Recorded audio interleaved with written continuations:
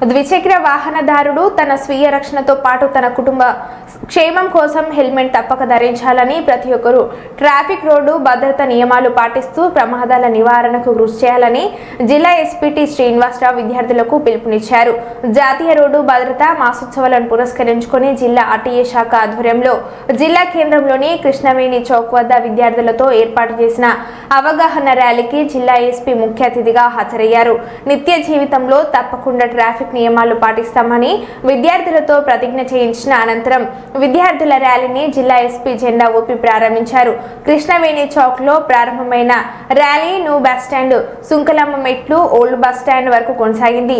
ఈ సందర్భంగా జిల్లా ఎస్పీ మాట్లాడుతూ వాహనదారులు చేసే చిన్న చిన్న తప్పిదాల కారణంగా జరిగే రోడ్డు ప్రమాదాల వల్ల వాహనదారులు భారీ మూల్యం చెల్లించుకోవాల్సి వస్తుందని, ముఖ్యంగా ప్రతి వాహనదారుడు ట్రాఫిక్ నిబంధనలు పాటించడం తన వంతు బాధ్యతగా గుర్తించాల్సిన అవసరం ఉందని, విద్యార్థులు రోడ్డు భద్రత గురించి కుటుంబ సభ్యులకు, బంధువులకు తెలియజేయాలని, హెల్మెట్ లేకుండా బైకుపై కుటుంబ సభ్యులు బయటకు వెళ్లకుండా చూడాలని అన్నారు.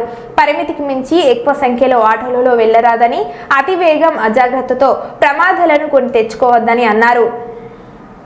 నిర్వహిస్తానని, రోడ్డుపై ప్రయాణించినప్పుడు ట్రాఫిక్ నియమ నిబంధనలు ఉల్లంఘించనని, ప్రేరేపించడం చేయనని, ప్రజలందరూ సురక్షితంగా ప్రయాణించడానికి సహకరిస్తానని దైవ సాక్షిగా ప్రమాణం చేయుచున్నాను.